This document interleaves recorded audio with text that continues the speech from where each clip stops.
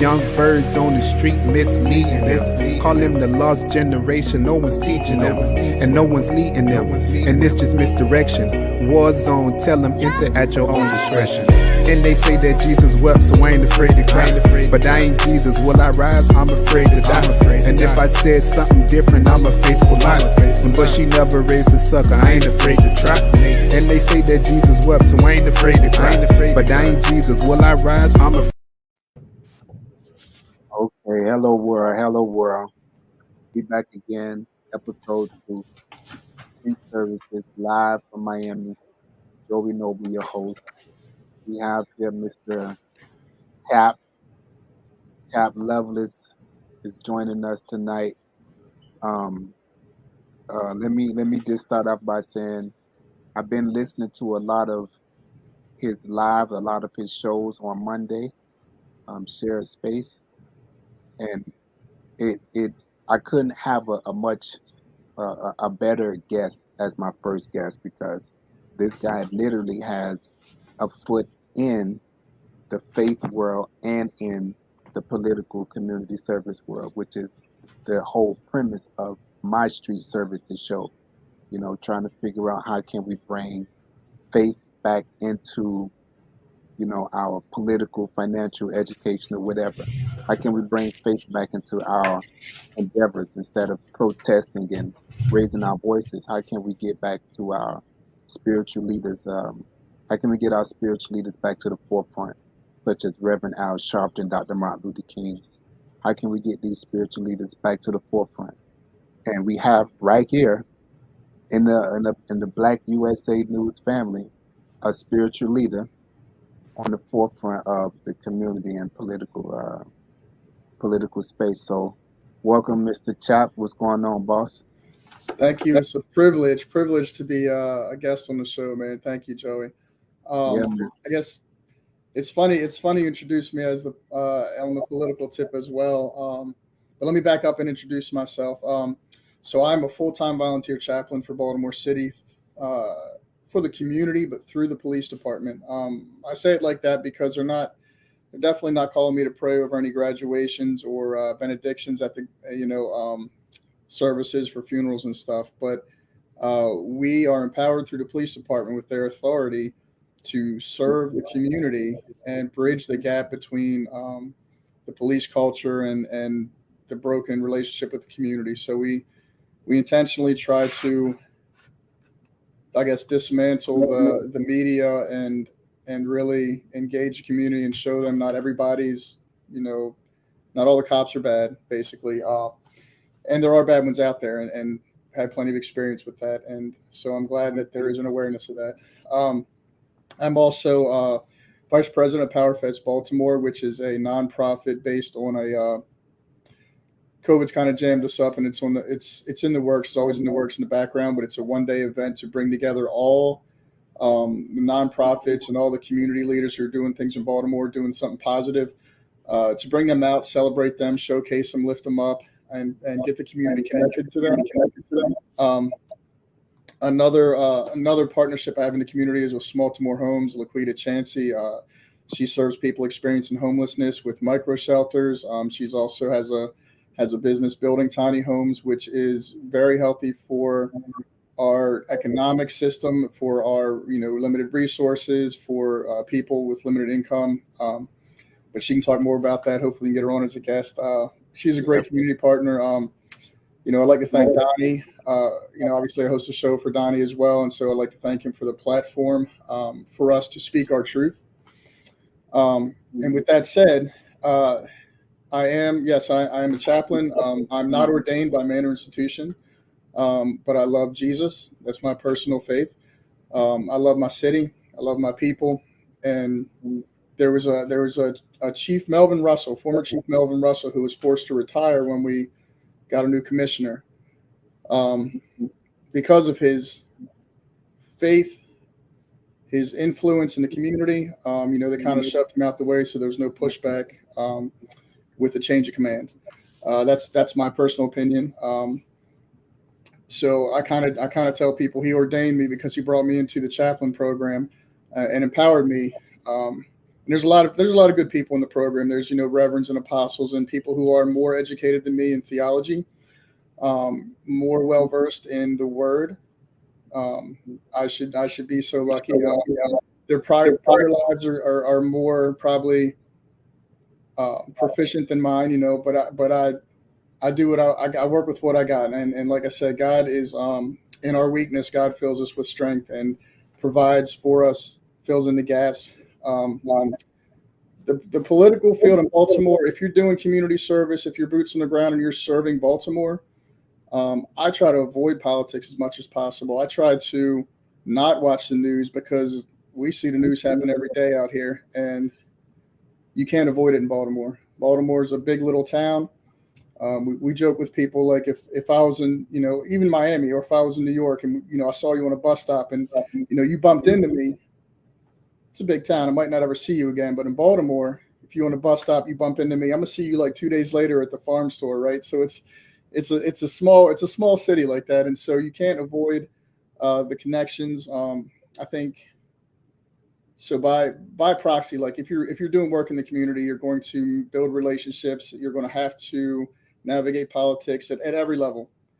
I'm a former employee of Parks and Recs, and even at an entry level position, we were met with a lot of policy, a lot of politics, and a lot of things you can't do. Even as a volunteer chaplain in the police department, there's a lot of things that the agency will tell you you can't do if you're wearing that shirt or you're wearing that hat. So you can't avoid politics if you're going to serve the community. You have to find a way to navigate it. Many people excel at using it. Many people, once they use it and gain influence in it, they use it for themselves. So you have well-intended people like myself who might step up into a city council seat or become mayor or another elected official, and they either lose sight of why they were doing it. They're bound by policy and legislation and what they can and can't do. There's all kinds of things that is not always what it seems.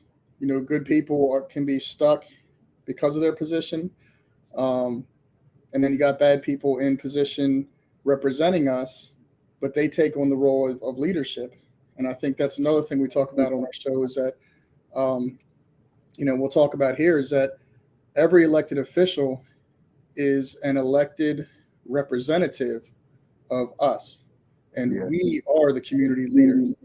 But a lot of them assume the power and then refer to themselves or think of themselves as leadership. Yeah. And I think that's part of the problem is that we don't have leaders in elected positions, but we don't need leadership positions. We need representatives who are going to listen to the leaders and the chiefs and the community mayors to make decisions that are going to help the city and help people. Okay, definitely.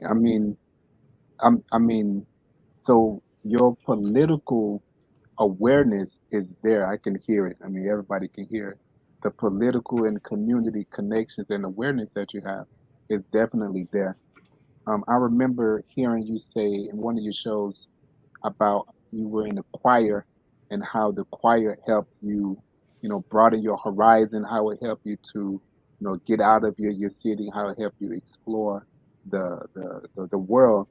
And so you've been in the faith community for a minute. So what caused you to go the chaplain way and not so much the political way? Because your political awareness and astuteness is clear. So what caused you to go that chaplain way other than more political? It's a lifestyle. It's a lifestyle. Someone like Donnie and a lot of people that in his realm are very he just by proxy. I think just because I have Donnie in my corner, he raises awareness and teaches me to see things differently and see what's going on behind the scenes and who's who. And a lot of the people that he knows, a lot of people on blackusa.news, they sharpen that. So that I can serve better in the community. Right. For me, I've always my mom is a Georgia Bulldogs fan. She's from Savannah, so I've always been an underdog fan, right? I love the underdog stories. I myself am an underdog. So in my life, and I'd like to talk about the choir experience as well. In my life, though, before the age of 15, I was raped by a female youth leader in the church. Um, so there's your underdog story right there, right? It messed me up. I'm still traumatized. I've coped in different ways over the years, and not coming from like today's kids are more educated in trauma and talk about stuff. When I was a kid, like you got to talk to a therapist, and I'm fussing and cussing, right?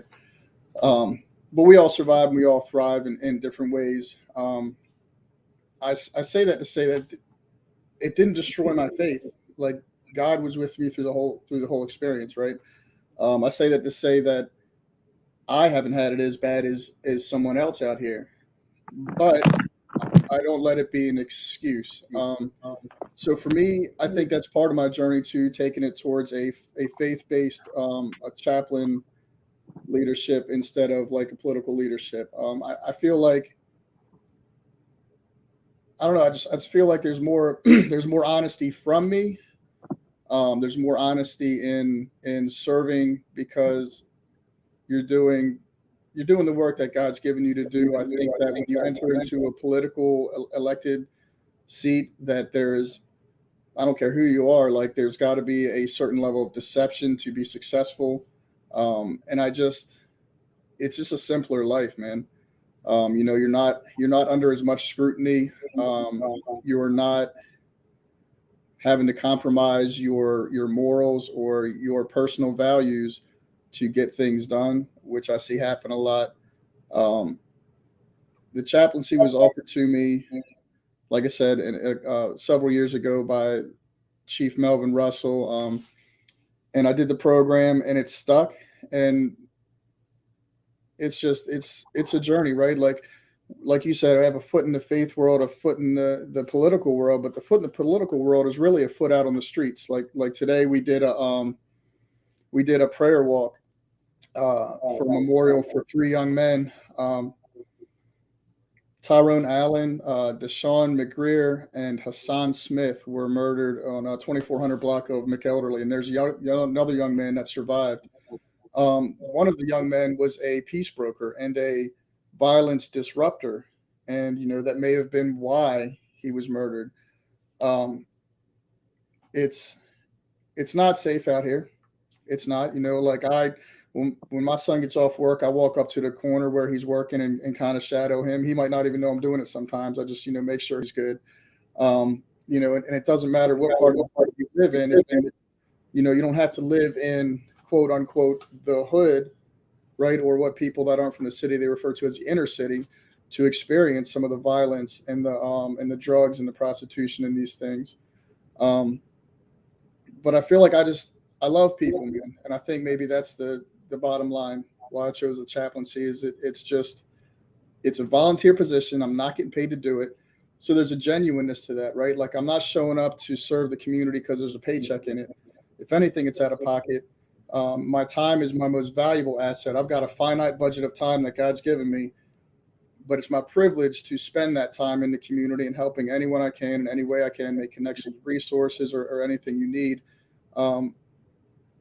Like your name states, man, it's not to be braggadocious, but it's noble. It's an honest choice. And I'm very big on honesty. A lot of my young men in our brotherhood that we have in our family in Baltimore, like that's number one rule is don't lie to me, right? Just be honest.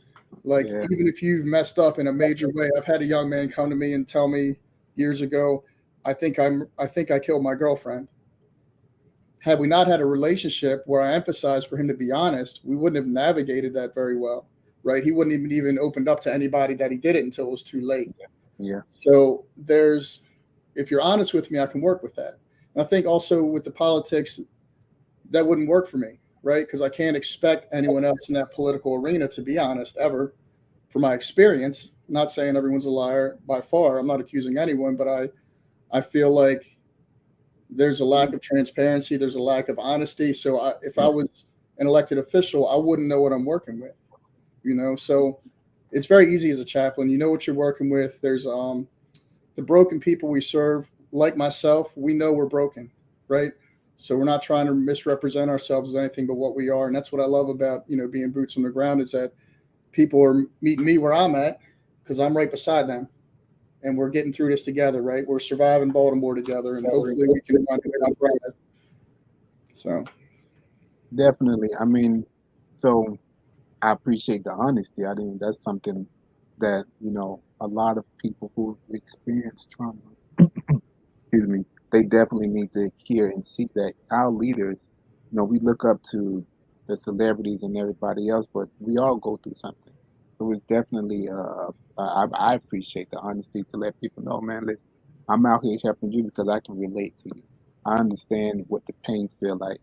So speaking of, dealing with the trauma and even your son, I remember on one of your podcasts you saying something about, one of your sons were you were encouraging them to go to therapy and speak to someone, and you kind of thought they was going to reject it and look at it like I'm going to therapy, but they actually enjoyed it. It's actually helping them. They actually look forward to going to it, right? So my question is, how do you feel like the mental strength, the mental capacity, the mental awareness could help our, spiritual and our political journey? Having that clear mindset, we speak. God gave us love, power, and a sound mind. So, mm. how is that power and the sound mind? How do you feel that it can affect and better our spiritual life and our political life?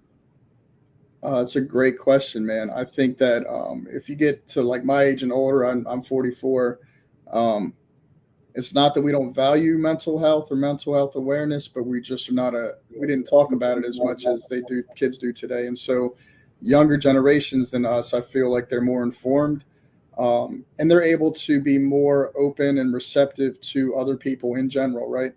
Um, because they're aware, because they take time to be aware of their own mental health, they can put that in context for other people who are maybe acting out or acting inappropriate, being rude, being angry.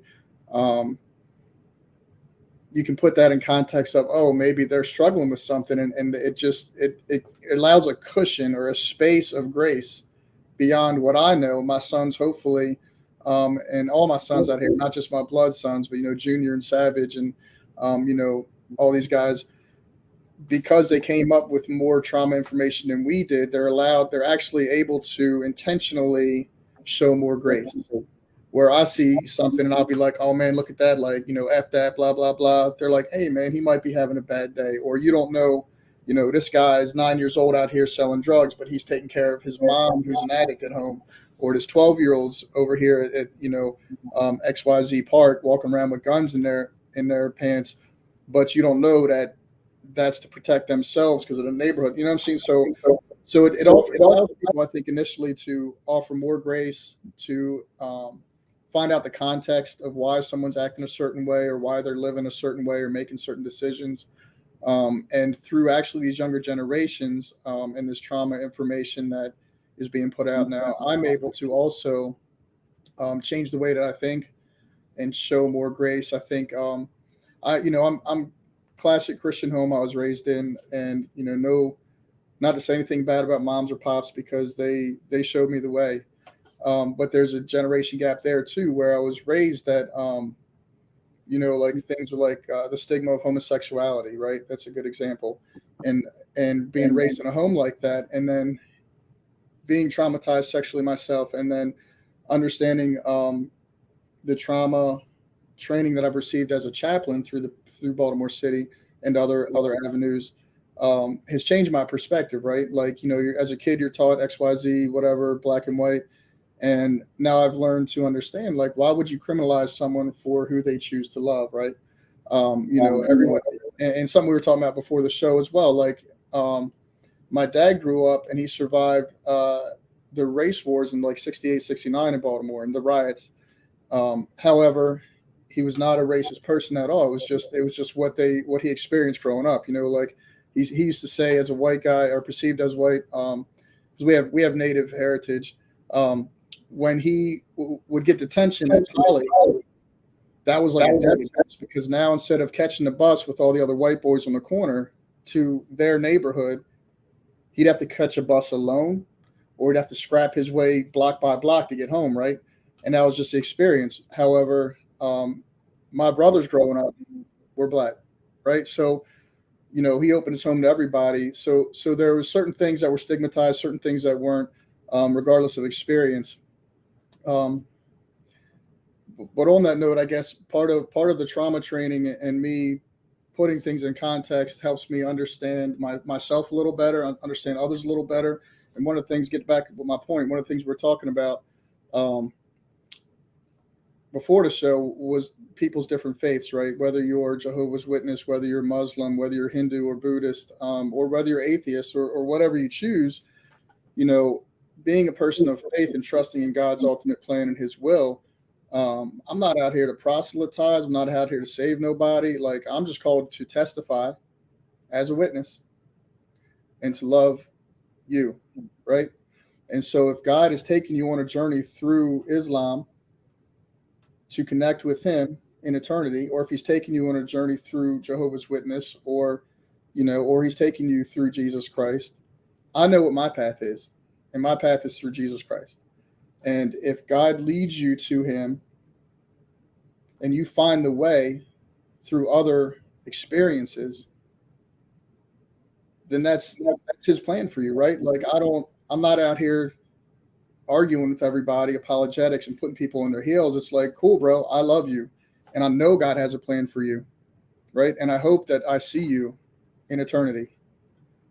But I can't save you. That's like that's His lift to do, right? I'm just here to love you and tell you what He's done for me. Yep. Stop listening. Yep. I definitely agree with that. I can recall. So it's been 8 years since my accident, and I was the typical, you know, born in the hood, African American black family. So I didn't know how to deal with um, self image, looking the way I look now from before the way I looked. I mean, I was having a hard time with myself. I was having a hard time with self esteem. I was having a hard time with self image. I was just struggling, not even so much with the disability. That's how far gone I was as Mm, far as mentally. I wasn't even the fact that I wasn't me. I couldn't relate to me. When I looked in the mirror, I couldn't see me. When I went out on the streets, I didn't get the reactions that I got. That hurt me more than the actual disability itself. mm, Even to this day, I feel like, um, and I'm building, I'm growing, but I feel like the actual we often say we could be our own worst enemy, right? So I often struggle with my own self more so than the actual disability, more so than what other people perceive. Because, I mean, to be honest with you, nobody treats me any kind of way. I'm still big cuz to all my little cousins. I'm still the big homie on the block to all the shorties who used to run behind me when, back in the days. I'm still that guy. I went to school for biomedical engineering. So I'm still, intelligent. I still have my smarts. But the mental state, right? My mental state that it don't matter. I can't be who I want to be because of the situation. The Bible say that Satan blinds the eyes of the foolish. He blinds the eyes. So it's even though I'm in the word and I'm seeing what God is telling me, I'm listening to Jeremiah 29:11. I have a plan mm, for you. A plan not to harm you, but to prosper you, to give you a hope and the future. I'm seeing that. I'm reading Isaiah 43:18 and 19. Don't worry about the past. Don't even think about the past. Behold, I do a new thing. Do you not perceive? No, I mm, don't perceive because I don't mm. see it. You ain't doing it fast enough for me. Right? So I'm battling with myself, and it took me to get out of this stigma of, oh, black people don't go to therapy.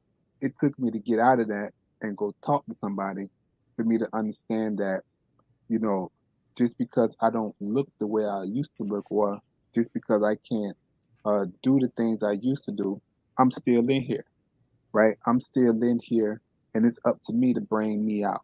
It's up to me not to lose my own self and my own mental distress. It's up to me not to get lost in, you know, um, my own problems, to not feel like I can do this show and reach out to help somebody else, or reach out to learn to do somebody else, or to learn to appreciate what somebody else is going through, which is why I say I appreciate your honesty about your trauma. You know what I'm saying? That helps people like me to relate to, like, he may not be in my position, but he understand what I'm going through. He feel this pain. He got a understanding of it's not necessarily just get up and do your own thing. So our mental state, our mental awareness, it definitely affects our spiritual walk. It definitely affects our political walk, and I say definitely my spiritual walk, because the verse that gets me is, "Count it all joy, all trials that you're going through, for you have been tested like Christ have been tested." I say I'm not Jesus though. Yeah, No. you know what I'm saying? But one I'm thing not. I want to comment on something you said, man, because I'm not in your position, right? However, when you said that, like, you're not the person you want to be, like, for me, thank God I'm not the person I want to be, right? Thank God that He's always refining me through struggle, right? No struggle, no growth, right? And Yeah, my past doesn't define me, it refines me, and I was thinking about that as well, actually, today.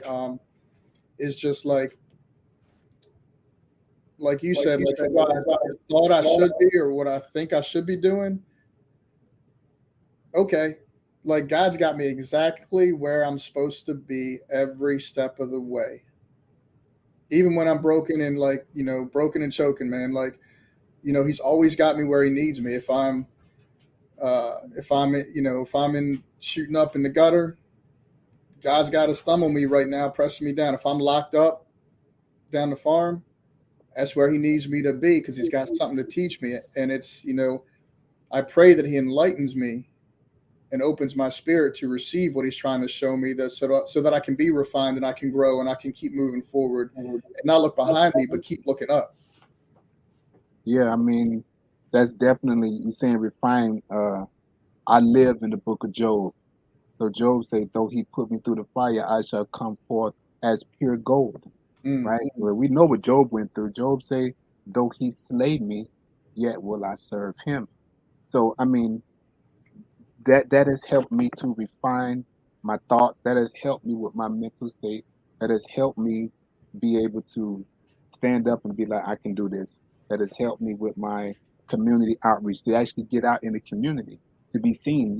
It's hard when you in your own mind. It's hard to feel like I don't even want nobody to see me like this. But nobody is reacting to me like I'm reacting to me. So we have to get out of our own headspace. So when you said, you know, you was recommending it to your son, and you were expecting him to reject it and be like, nah, but he actually took to it and enjoy it, and it's a great thing for him. That's another thing that lets me know, like, I ain't crazy. You know what I'm saying? There's other people out here that's enjoying this, that's getting enjoyment from being able to talk to somebody. It's not I'm going to see my psychologist. No, I'm going to talk to somebody, and that's a real help. But on that note, go ahead. You got something? I do. Something one of my brothers over west, Yusef Hadith, put me on with this idea. I think it's called epigenetics. I could be saying Yeah. it wrong, but he's Yes. talking about how generational trauma is actually transferred genetically through DNA, right? Uh-huh. And in recent discoveries, he was showing me articles and things to read and get. He's always filling my head with good information, man. And Yusef was showing me this article that was a study on how, like, the trauma I went through, I genetically passed down to my children, right? Um, and the only way to disrupt that gene, to evolve the DNA so I don't hand down the trauma genetically, is by talking about it. And they have medical science, like scientific reports and studies that show that talking about your trauma genetically changes your DNA so that you don't transfer that trauma genetically to your offspring, which Yeah. is like huge, right? Like that's it makes so much sense, right? Like for instance, and I'll use dogs as an example because we own big dogs and I'm familiar with dogs. I'm not familiar with the human studies, but like when you own a German Shepherd, 99% of the time they bark at black people. Like I don't care who you are, like it's bred in them. They're genetically trained to do that, in my experience, right? And you have to, I mean, I don't know how a dog talks about it, right? Yeah, but you have to train that dog to be civil in certain situations.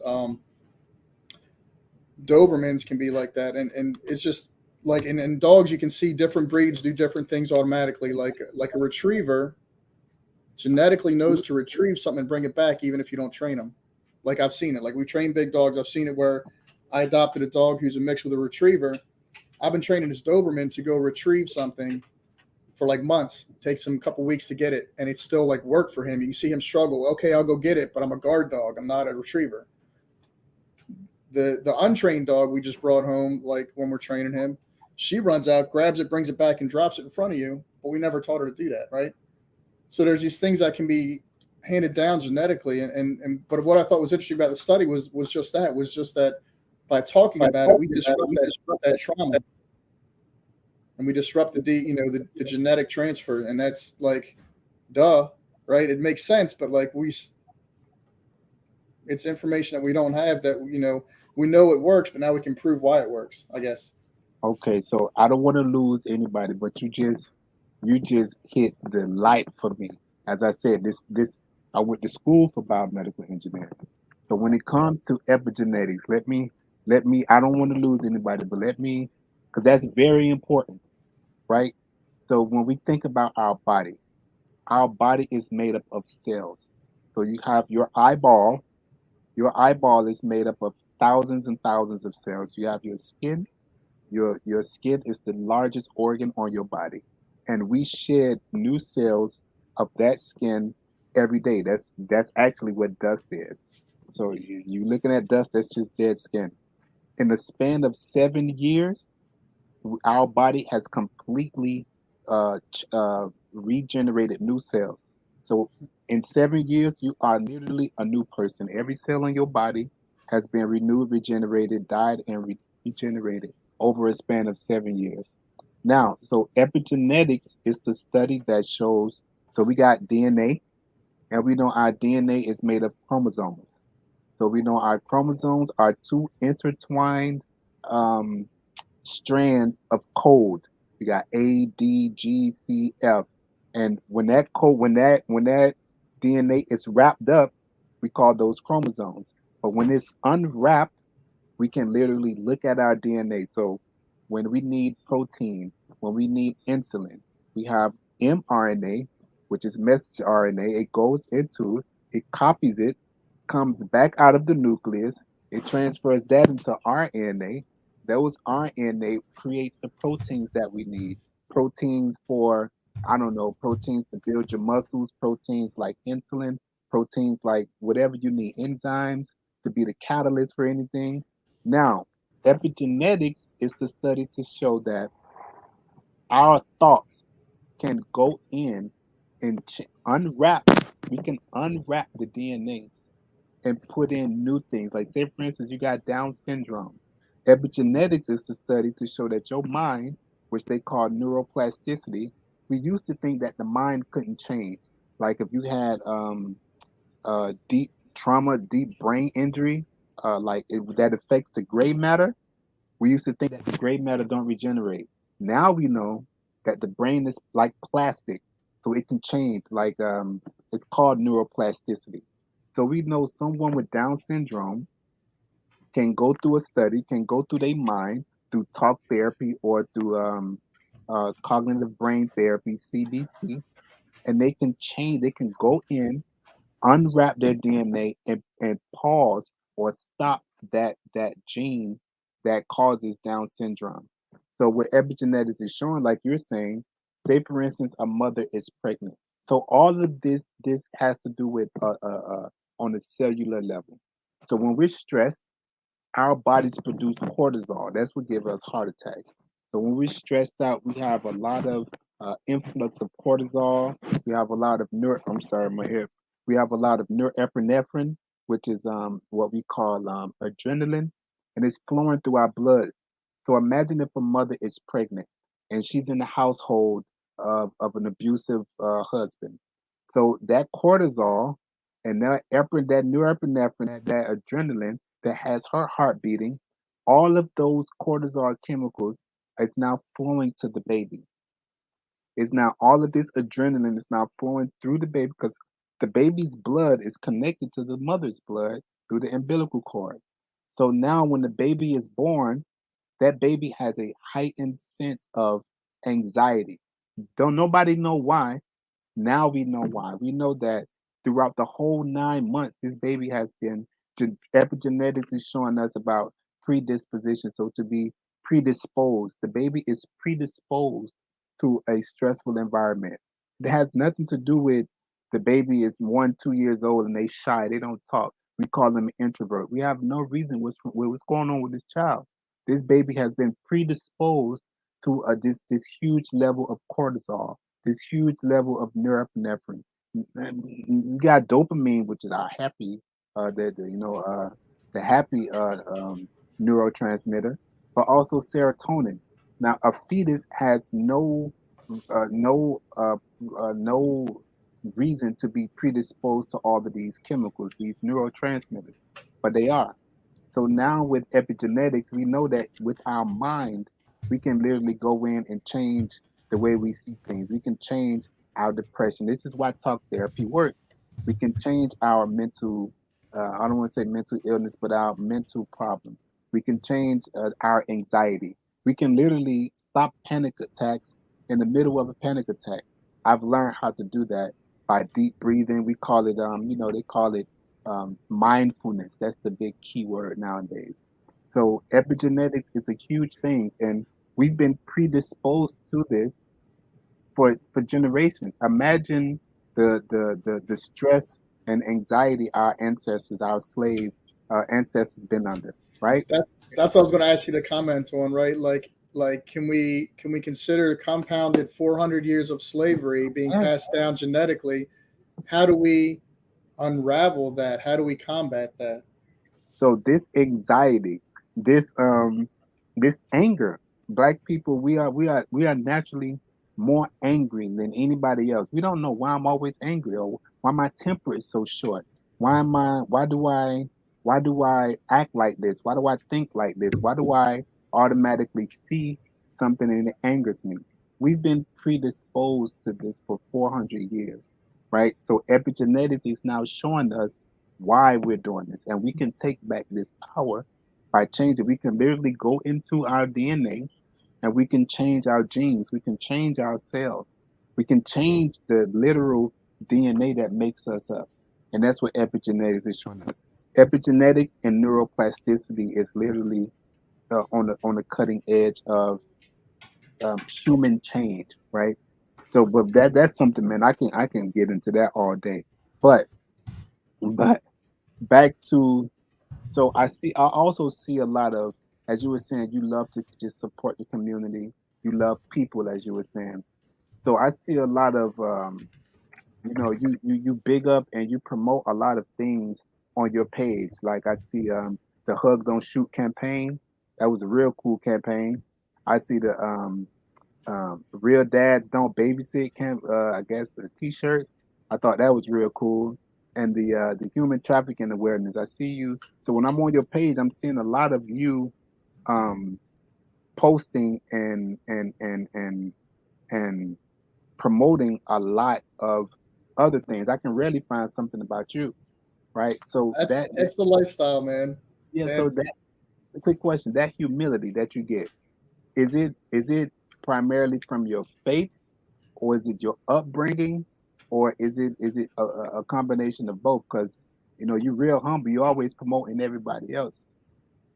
that's a good question. It's everything. And but I understand it. I've taken this mental journey and introspective journey to understand it. First of all, I'll say that I'm the worst at posting stuff. So what I do get around to putting up, it's usually after my, somebody's pretty pushy about, man, you got to share this. It's probably 10% of what we're doing out here. And not to brag, just to say that there's a lot going on, and I can make a full-time job just posting about all the things going on that, me and Quita get into, and Lewis and Donnie and some other people. But I will say for myself, it's everything, man. My faith, taught me the word humility, but I misunderstood that word as a child, right? Like I thought being humble meant being poor, but there are rich people who are humble.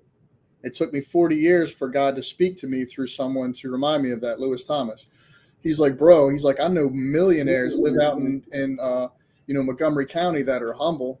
And I was like, oh, why didn't I just have that thought before now, like 4 decades later? So for me, like growing up, when you read the Bible and you're in church and this traditional, you're just soaking up like a sponge some of the BS that comes from the pulpit, and we think because Jesus was poor, he was humble, but he was not, right? If we take that example, we think about how as a toddler, 3 community nation leaders, right? 3 kings from Asia or from East came, followed a star, and found Jesus and brought to him the wealth of their nations, right? Laid it at his feet. The Bible doesn't speak on that a lot besides that story, right? Like what happened to the wealth, right? Like his parents, and I wasn't there, so I don't know, right? But his parents could have guarded that wealth until he came of age to receive it. And when he began his journey, his ministry, he had the wealth of 3 nations to serve the community the only way that God could, right? He had so much money that one of his apostles was a treasurer. I don't have a treasurer, bro. So, I don't know what that's like, but he had so much wealth. And this is just my opinion, right? My a thought process you can go on to think about. But let's say he had the wealth of 3 nations. Let's say he started his 3-year ministry. He had a treasurer. Like, why is the assumption that because he was humble, he was poor? So it took me a long time to figure that out. But my parents, through example, my mom's a nurse, so she's always served. My father, he was a Sunday school teacher, a youth pastor. He used to force us to go to the senior homes and sing like little Bible songs and stuff. And we used to hate it, right? Like, but he was out there doing stuff, and he wasn't necessarily teaching me verbally saying, this is what you do, son. It was just a lifestyle, a pattern that I just naturally emulated because that's what was in front of me. So between my mom and dad, it's always been a heart of service and always putting others first, to the point sometimes where we compromise ourselves, but God. So I've been flat broke, giving my last dime, and then an unsolicited check comes in the mail for like, and this is a true story, for like $7,500 for like an accident that happened 4 years ago. I forgot about. That was like 5 years ago. Like, I think when I first became a chaplain, in fact, and I really embraced intentionally, not just being a community advocate and a person of service in the city, but doing it, combining my faith with that and doing it intentionally as a faith-based leader in the community. That winter, I got laid off. I hadn't worked in months. I was broke. And I think like $10,000 came through the mail unsolicited, a $7,500 check for an accident I forgot about, car accident, something settlement. I overpaid Verizon $600. My wife had got, and it was like every time money came, it was like within $1 of some bill we had, right? So like, let's say I owed like $180 on a light bill or something. I got a check in the mail from like something for $183. And I was like, what's going on, right? And it was really crazy, like in that season, to where other chaplains were like, what do you do for a living? Like, how do you make it? Because you're always out here 24/7. I'm like, I don't know. Like, I just do what's in front of me. I do it with excellence. And I've never missed a meal. I didn't choose a miss. And I've never needed for nothing because God always came through. And so when you have that confidence, when you have that lifestyle, like as a kid, I have a crazy testimony. As a kid, I bought a Dodge Daytona for $1 at 16. That's the only car I've ever bought. My whole life, I've had this ministry of cars for free. People just give me a car. I get it up, get it running, whatever. And then I would give it to someone else who needed it more. And within a matter of days, someone would randomly come up to me and give me another car. Like, hey, I'm going to Germany with the army. You want a Suburban? Sure. Hey, my car's getting towed because it's junk. It's full of rats and roaches. But if you clean it, you can have it. Okay. Like it was just really crazy stories along the way where I learned through my lifestyle and sometimes through my trauma of like surviving in Baltimore and different experiences that I was always okay. Like God always had me. And so if you have this confidence from your experience that you've been groomed to understand that God's always got me no matter what, then it's very easy to put everyone else first because I'm going to be okay. And it's hard to explain, as a kid, you always hear it from the pulpit. You'll hear like people giving sermons about the joy of giving and this and that, and how, God will provide, and almost becomes a cliche, but there's a truth in there that's hard to articulate if you're not living it, right? You can't teach what you don't know. You can't lead where you won't go. So there's people that know about it that try to teach other people about it, and they're not living it. And that's sometimes where like our spiritual leaders and institutions fail. Maybe they've had those experiences and then they abandon that lifestyle to, have a nice car and start running a church. And I'm not judging anybody, but that's the appearance, right? Like how can you tell me about struggle and suffering while you pulled up in a Mercedes and you got like a $2,000 suit, and I'm in the back with some like South Pole jeans from like the 90s and my little raggedy hoodie? You know what I'm saying? Like, what do you know about my struggle? And even though you may have been there, I feel like almost you got to keep, you mentioned before, you got to keep a foot in it to maintain the integrity of being genuine, right? Like if I had $1 million and I was out here doing stuff and giving it away, like, that may happen. It could happen.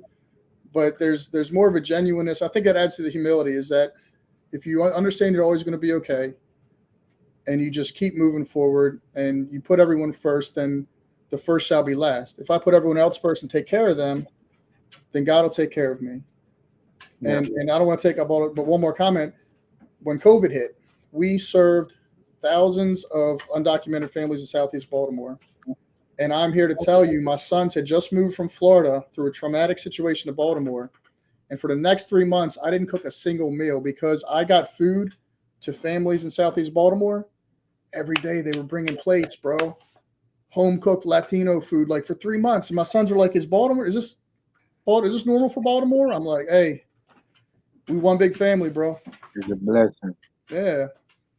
I do want to comment on, so you say God got you at every corner, and then you brought up the wealth of Christ from when he was born. So I kind of touched on this in my first message. So, we only see Jesus in 4 parts of his life throughout the Bible. We see him as a baby being born, as you stated. We see him at 12 years old preaching in the kingdom. We see him at 30 when he get baptized by John, and then we see him at 33 when he's on the cross. So that 18-year gap between 12 and 30, we have no clue what Jesus was up to. But we do know that he had a family business. We do know that his father was a carpenter. We do know that Jesus was a carpenter, right? This man had a job. Whether whether they invested that wealth that the 3 kings gave him from birth, whether Mary and Joseph invested that money, but we do know that Jesus was a carpenter. We know that he had a job, he had an occupation, right? And at 30, he chose to quit that occupation. So at 30, he said, okay, I'm going to stop Pops. I'm going to stop the family business. I'm going to stop being a carpenter, and I'm going to preach. I'm going to head down to the Jordan, and I'm going to be baptized by John. We see that happening. So we know that he quit his job to start a ministry, right? And then not only that, he goes out and he gets other businessmen, right? He called James and John, 2 brothers who were fishermen, say, stop what you're doing to follow me. They hop out the boat. They're in the boat working with their daddy. They were their old boy. They hop out the boat, quit their job to follow Jesus. He walks down a little further. He sees Peter and Andrew. Stop what y'all doing. Follow me. They hop out the boat to follow him. These are men with jobs. These are men with occupations. He rolled up on Levi, who we know as Matthew. Matthew is at the tax table. He's a tax man. He's in the financial business.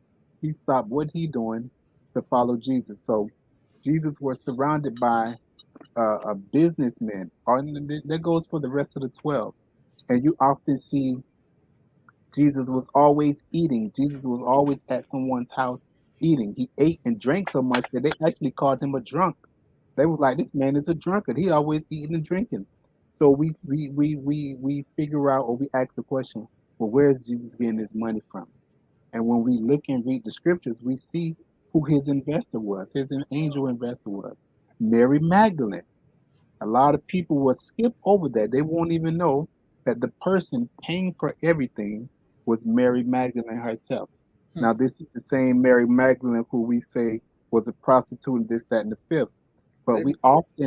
we praise the drug dealers. We praise our Rick Ross and Jay-Z from flipping the drug money and becoming a music mogul. Or we praise the Cardi B's and the Black Chinas for flipping their stripper money and becoming a music mogul. Well, if she was a prostitute, she flipped that money and ended up becoming the main chief investor of the greatest ministry in the world has ever seen, a ministry that is still going strong today.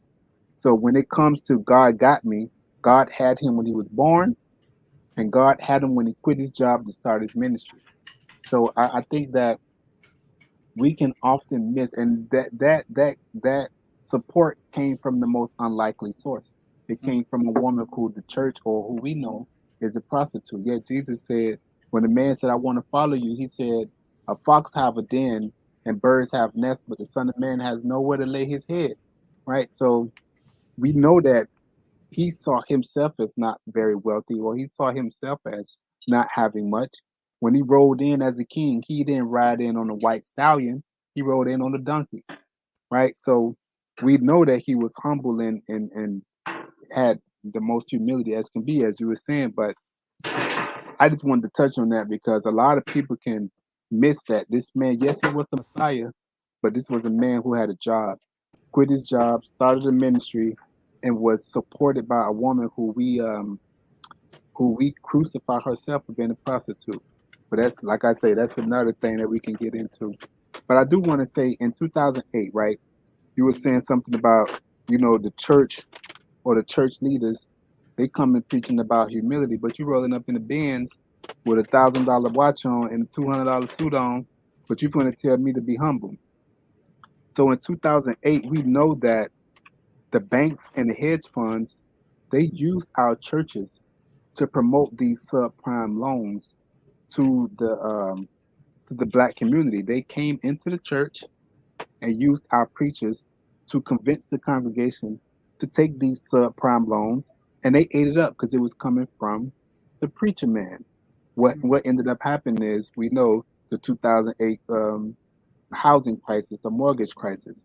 So, like, with that being said, what is like the greatest contribution, right, as far as informing and educating our spiritual leaders so that they can better educate their congregation on the matters of economic and the community awareness and the political world? Because if those pastors would have been politically and economically educated, they would not have been tricked, or they would not have fallen for these hedge funds and these banks, convincing them to convince their congregation to take these subprime loans, these ninja loans, these no income, um, no income, no problem loans, which got us in the problem that we're in now as far as the recession and all these problems. So, how do you feel like our faith leaders can be educated and informed as far as economic and political, even financial matters? They don't even talk about money in the church no more. Hmm. That's a loaded question, man. Right? Because if my pastor is like driving around a hoopty 92 CRV, I don't want him telling me about money, because if he had money, if he knew about money, he'd be driving the Benz, right? But at the same time, I don't know, man. That's a loaded question. I don't think there's a place for it in the church, really. I think, but there should be, right? I see your point. That's a good question. I wasn't ready for that. Yeah, I don't know. I think we need to build relationships of trust. We need to be transparent and honest with each other. And whatever comes down the pipe, if you have trust and you're honest, then you can deal with With anything, right? anything, right? Um, that's just a good question. Yeah, you got me on that one. Yeah. I say that because we often look to our church leaders for more than just church matters, which is the whole premise of this show, right? We Mhm. look for our church leaders for spiritual matters, yes, but we also look for them for family matters. We also look for them for financial matters. The two greatest or the two most highly um, prayed for things is health and wealth, right? So we're looking for them to pray for our health. We're looking for them for health problems. We're looking for them for financial prayer, and they themselves may not have the knowledge to help us. Like all throughout the Bible, we see wealthy men, right? Abraham was wealthy. Him and Lot were so wealthy they had to separate. Jacob was wealthy. The way he manipulated, not manipulated, but the way he finessed his wealth out of his uncle Laban, he became a wealthy man. Joseph was in prison, came out, told Pharaoh about the grain. Joseph became a wealthy man. Uh, um, um, Mm. um, Solomon, we know Solomon was a wealthy man. David, we know David was a wealthy man. Hey, We can know I these want to men. comment on Joseph, man, because that's you saying that helped me have a revelation. Because we're in communication, and there's a few pastors that have like Like some programs for ex offenders and entrepreneurship, right? And Joseph speaks to that. Like I never thought of that, man. Yes, yes. Joseph went to prison innocently, whether he was guilty or not, but he went to prison. He came out of prison and became an entrepreneur, became a businessman. I say this now. I hope I don't. I hope I'm not ranting, but so in today's world, on the stock market, we have stocks, we have bonds, and then we have the derivative market. So the derivative market is like the futures and the options and the swaps. So what Joseph did was we would say that he invested in futures, right? He said, okay, so you're going to have 7 years of plenty, and then you're going to have 7 years of famine. What you need to do is, during your 7 years of plenty, store up some of the grain so that 7 years of famine come, you will have the grain. So basically, Joseph put a bet in to say that I guarantee I'm placing my bet that in 7 years there's going to be a shortage of grain. So in the span of the 7 years of plenty, when that was done, the first year of the 7 years of famine, Joseph, his bet comes true. Now, the people come to Joseph didn't just give the grain back; he sold it. First, he sold it for their currency. When they ran out of currency, they said, "I don't have any more currency." So then they sold their land. When they ran out of land, then they sold their cattle. When they ran out of cattle, then they sold themselves into slavery. So over a span of 14 years, Joseph went from a prisoner to an extremely wealthy man, betting in what we would call futures. So I mean, the Bible speaks about wealth all over. Jesus, when he gave the parable of the master gave 5 talents to one, he gave two to another, he gave one to another. Now, in that parable, the man with five and the man with two, they put the money to work. Read that passage. They didn't go to work. They didn't say, okay, I got 5 talents, let me go get a job. No, Hmm. they put the money to work. That money, when the master came back, he was like, okay, you flip this five into 10. You flip this two into four. When the last one came, he said, well, you only gave me one, and I was afraid because I knew that, you were a great man. The man said, well, at least you could have put my money in the bank. I could have gained some interest on that. So we see investing in wealth management all throughout the Bible. Yet it's not really addressed in our pulpits and in our congregation. But that's a story. That's another story for another day. But I get to, a scary thing and the unknown, like a widely unknown fact about our churches is once they get awarded this 501c3, you know, what is it, religious organization notoriety, they are restricted on certain things that they can say and certain things that they can do, right? So once you get that notarized 501c3 as a religious organization, they're going to they're going to put a little lock on what you can preach and what you can say. That's why, and if you look on the televangelists in the church, we're repeating the same scriptures, right? You don't really hear people talking about the book of Judges or reading Judges 19 will scare you, right? Jeremiah 23 will scare you. Leviticus 18 will scare you to look at the blessings and the curses of doing what God says from Deuteronomy 28 to 31 will scare you.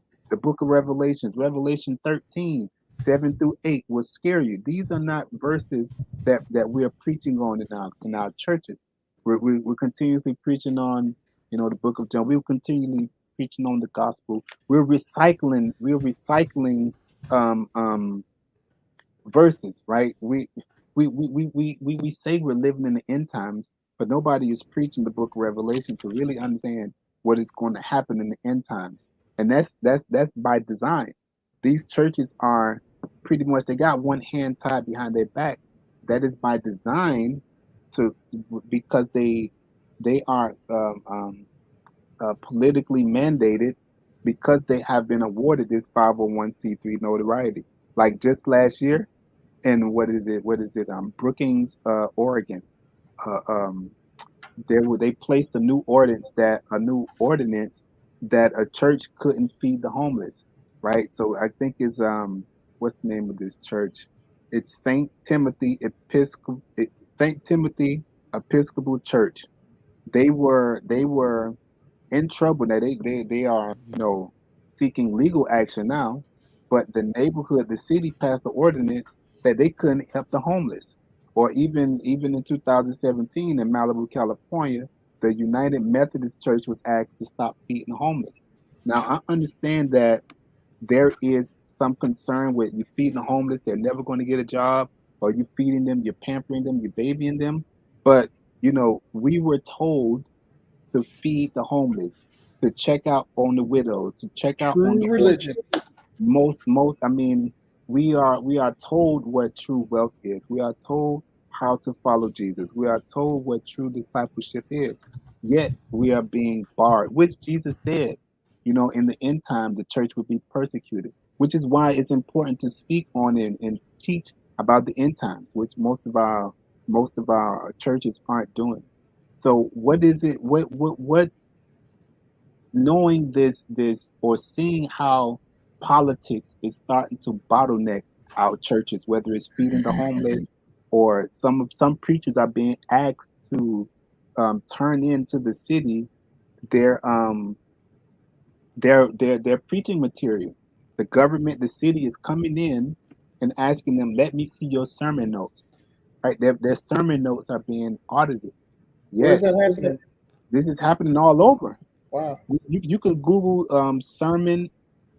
You can Google sermon sermon. It's not a subpoena, but you can look up sermon. Like I really don't even know the name or sermon confiscation. Look up sermon confiscation. Google sermon confiscation. The city, the government is coming in and auditing these preachers' sermon and preaching material. So what is one thing that the church that you feel, in your opinion, the church can do other than just praying about it and protesting about it, can do about you know freedom of speech, freedom of religion? It's right there in the Constitution. I mean, First Amendment. Uh, get locked up, bro. I teach my sons out here. If you're like, again, going back to our core, the core of all my relationships is honesty, right? So teaching my sons out here, not just my blood sons, my men know who they are, and some of my women, some of my queens. If you're honest, and you speak the truth and you abide by the truth. And like, let's say like this: if you told a dumb lie and then you got locked up for it, covering for somebody else or something, like you a butthole, like you feel like a butthole, right? That's stupid. But if you get locked up for the truth, there is a nobility that resonates inside you that can't be emulated. We look at Dr. King, right? And we look at the other activists alongside him that maybe their names aren't in the history books, right? They got locked up for the truth, and we're still talking about them 60 years later, right? We're not talking about, I couldn't tell you anybody that got locked up in the 60s name off the top of my head, but I can tell you the names of civil rights leaders who got locked up for the truth. So I think just don't bend, don't compromise, right? Don't allow. That's part of that true religion verse. Because I appreciate and respect. Let me say this: I appreciate and respect your sharpness with the word, man. Like that, it empowers me, it encourages me, it inspires me to do the same. Because just because I have the truth in here, I need to have it right here. But the verse that speaks about true religion, like you said, and true religion is serving the orphans and widows, goes on to say, don't allow. What is the word? I don't want to misquote, but basically, the idea is don't compromise yourself. Don't Keep allow. yourself, like be undefiled in my presence. So that would be my word for the churches: is they're coming after you. You're doing something right. You go into jail. You prosecuted. You suffered. Only thing Christ promised, that if we follow him, the only guarantee is that we're going to suffer. Yeah, that's the only guarantee. So you're going to suffer. So yeah. If that's it, man. Like, be ready to go to jail and worse. Be ready to have your family attacked. Be ready to have yourself attacked. Because we're aliens, man. We are not of this world. And so, when we let our light shine, it's going to react. So what you're talking about is exactly what is spoken of in Revelation 13. I would advise anybody, whether you're a Christian or not, to read Revelation 13. It speaks about that choice that you're saying to make. We're going to have to make that choice. We're going to make that choice. We know it as the mark of the beast, right? We say we're living in the end time, so we need to know what's going on. So we're going to have to make that choice. You're going to take that mark on your right hand or your forehead, and or your head will be removed from your body, right? So now, if you look at our government, we look at there was a law, it's called the Noahide laws, and this was signed into government by Bush Senior, maybe like in I don't want to misquote it. I don't know if it was the mid to late 70s, but the mandate is called unfinished business, where the government has brought 300 guillotines. The government is buying guillotines. Well, why would our government need a guillotine? Why would I go? So I feel like when you can look down at the scripture and look up and see what's going on, you need to open your eyes and wake up. But this choice that you're saying, not too many people is going to make that choice. And we know for those who do make the choice to get locked up or worse, like you say, those will be the ones in the book of Revelation that are crying out, when are you going to vindicate us? They standing in all white. When are you going to vindicate us? When are you going to vindicate us? So we know the reward, if you are a believer, that you'll get. But on earth, are you going to make that choice? Are you going to go to jail or worse, or are you going to take that mark, right? And some people are really looking like, when is it coming? Like in I think it's Second Peter or First Peter 2:3 or 3:4, where it says to people like, "Where's God? When is He coming back?" Y'all been saying He coming back, but everything has been going on the same since the beginning of time. So people are making a mockery of the return. But if you're a believer, we can look down. I can literally look down at my Bible, read something, and look up, and it's on the news. So we need to wake up about that. We definitely need to wake up. Our churches need to wake up and start uh, um, having more of an influence. Like Muhammad Ali. Muhammad Ali went to prison for his belief. Yes, it was a nation of Islam, but he went to jail. Nelson Mandela, That was He his was in truth, jail, man. right? So these people are making that choice to go to jail, or worse. There are many Christians over in the Middle East who are being persecuted. They're in jail or being killed for for preaching the gospel. The gospel, the state religion in Egypt is Islam. So there's many people, many evangelists, many Christians that are locked up in jails right now for preaching the word. This that's what they say will happen. So I think we do need a boldness. We're definitely going to need a courage to stand up and say this is what I believe in. Whether my friends gonna like it, whether the church gonna like what I'm saying, this is what I believe in, and this is what I'm gonna stand for. So I mean, we're gonna have to make that choice. And I'll say this: if you have your truth and you stand by it, if you're because look, I'm fallible, man. I'm a sinner. I'm wrong all the time, right? But if I think something's true and I'm wrong, God's going to reset you. Don't worry. He's going to redirect you to the truth, right? He does that. So Okay. it's he sees you making a stand for what you think is true. He might correct you, man. So be ready sometimes. Like everything you I'm not always right, and I'm always aware that I can be corrected. Yeah. Okay, so we'll close out on these last two questions. Um, what's one thing that you think our faith community can do to positively affect our politics? Mm.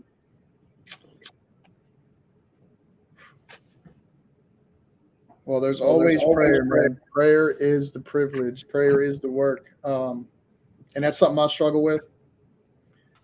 During the prayer walk today, man, I'm out there supporting. I'm talking to people. I'm doing what I do. I don't have a strong prayer life, and I admit that I fall short. So if you out there and you look, it's okay, right? In fact, when they asked me, and I'm amongst apostles and reverends and very educated people religiously, and they asked me to pray, and I passed, man, and I felt guilty about that. I felt ashamed the rest of the walk. I'm like, man, I should have prayed, right?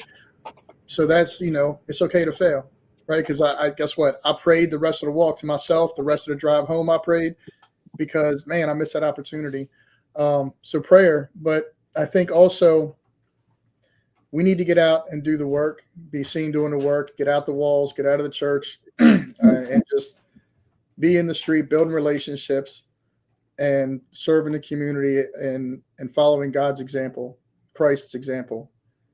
Just get out there, elbow to elbow with people, meet their needs, love them, because that is what gets noticed. I'm nobody, bro. No soy nadie. I'm just a blanquito from Northeast Baltimore, but I'm out here loving people, and for some reason, people notice. You Okay. know, so I think just get out, pray, and get out from behind the walls. Definitely. So make that stand once again. So I ask the opposite question. What's the one thing that the political community can do to positively affect our our church community? I got that one, bro. One of my biggest, well, I think I do. One of my biggest beefs with elected officials is that's different from real community leaders and faith-based community leaders. Love is not in their vocabulary. So when I see you out on the street and whatever we're doing, don't matter what we're doing, in that conversation, I'm gonna let you know I love you. I love you. But how weird would that be? You watching the the mayor or the governor talking to the community and say I love you, right? That would be like weird, but it shouldn't be, right? So not directly answering your question between the politics and the church, but I need politicians to express their love for that community or step out the way and let someone step up who does love the community. Well, I mean, well, that does answer the question. God is love, and we are told to, um, Jesus said, I give you this new command to love your neighbors as I have loved you. We are told to lay down our lives for our brothers. So, love. That's the question. That's the answer to the question. Our politics can positively affect our Christian and church community by showing more love. If they can show more love to themselves and stop fighting amongst themselves, then maybe they can show more love to us and allow us to get out and show more love to the homeless and the orphans and the people who need it, other than fighting with each other and fighting the church. So that's the main answer, love. So I definitely appreciate you, man. You definitely sparked some some green lights in me, especially when you talked about epigenetics. Like that's my thing, I science and see. I need more information, man. It's been a privilege to talk to you and be on the show, and I look forward to continue building a relationship with you, man. You're one of the sharpest dudes I've ever talked to in my life, and I just want to unpack it all, bro. nah, man. I appreciate you, man. You definitely, like I said, the first guest that I needed to have was you. You in the family. You're part of the Black USA News family, and you are the absolute, like we talk about target audience. You are my target audience. You are the perfect person who got one foot in both worlds, right? So I definitely, and you're open about it. You on your page. You're promoting prayer walks. You're promoting gospel sessions. Like it's right there on for the world to see. It's not a shameful thing, like you said. Be bold about it and be proud about it. So I definitely wanted to have you. I definitely appreciate your honesty and you're being bold about it because it makes Christianity not look so shameful. Like people don't want to be a Christian or associated with Christians. So It's not shameful. It's not on a pedestal. It's just a lifestyle, man. it's just the truth. It is what it is. So we're going to close out. We're going to wish everybody a good night. Thank you for hanging in there with us. I know we went over a little bit, but we're gonna wish you a good night. I'm gonna ask Miss Quita to bang that outro for me, and we're gonna say like, Young birds on the street misleading them. Call them the lost generation. No one's teaching them, and no one's leading them. And this just misdirection. War zone. Tell them enter at your own discretion. And they say that Jesus wept, so I ain't afraid to cry. But I ain't Jesus. Will I rise? I'm afraid to die. And if I said something different, I'm a faithful lie. But she never raised a sucker. I ain't afraid to try. And they say that Jesus wept, so I ain't afraid to cry. But I ain't Jesus. Will I rise? I'm afraid. peace.